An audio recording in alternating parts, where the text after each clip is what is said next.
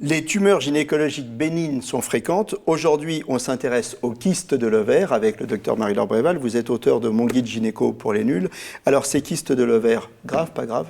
C'est absolument pas grave, les kystes de l'ovaire, surtout aux âges auxquels on s'intéresse, c'est-à-dire jusqu'à 30-35 ans.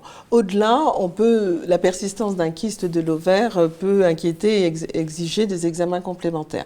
Il faut savoir que le kyste fait partie inhérente du fonctionnement d'un ovaire. C'est ce qu'on appelle le kyste fonctionnel. Tout à fait, c'est le kyste fonctionnel et tous les mois il y a un kyste fonctionnel qui est simplement l'ovulation. Avant que le kyste n'éclate pour émettre l'ovule, on a des ovaires avec des kystes. Et donc, la plupart des kystes sont fonctionnels. Alors, mais par contre, il y a le kyste organique. Il y a le kyste organique.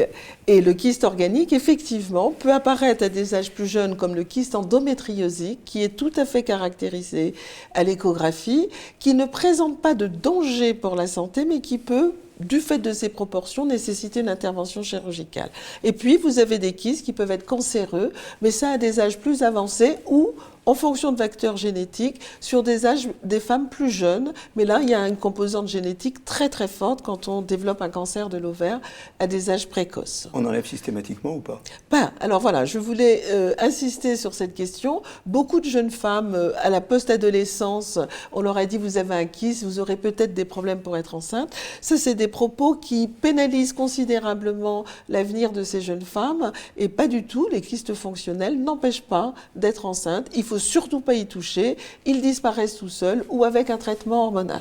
En un mot, précurseur de cancer ou pas? Non, absolument pas. Le kyste fonctionnel n'est pas considéré comme précurseur du cancer. Voilà, donc les kystes, on regarde, mais on ne s'inquiète pas outre mesure. Non.